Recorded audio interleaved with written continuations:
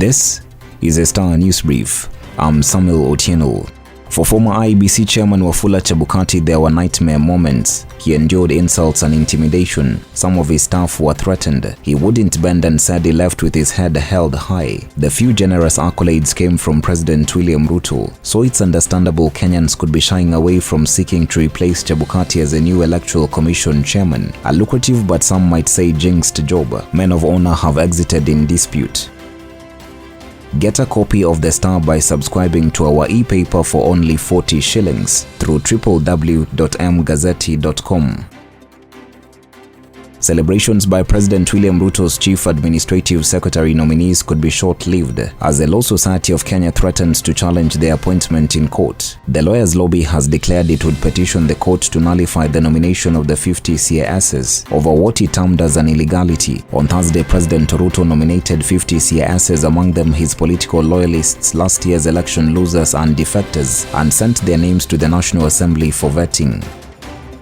The appeal court in Mombasa has yet again deferred the delivery of the judgment in which Owino Uhuru residents had been awarded 1.3 billion shillings compensation for lead poisoning in 2020. The appellate court was first scheduled to deliver its verdict on December 2nd, 2022, but deferred it to February 17th this year and then pushed it to March 17th. However, on Thursday evening, Deputy Registrar of the Court of Appeal Harrison Adika wrote to the residents, saying the judgment has been deferred to next month on April 14th.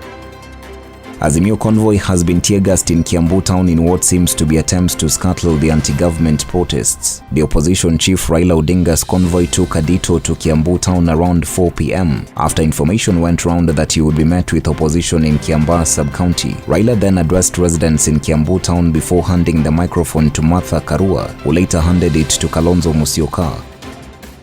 At least 6,900 classrooms could be constructed for junior secondary students, using the salaries and perks the 50 needless CAS nominees will take home in 5 years. The nominees, if approved by members of parliament, are set to take home at least 5.44 billion shillings in salary and allowances, among other benefits over 5 years. On Thursday, President William Ruto nominated 50 CASs, regarded by many as needless, triggering fierce criticism. Get a copy of The Star by subscribing to our e-paper for only 40 shillings through www.mgazzetti.com.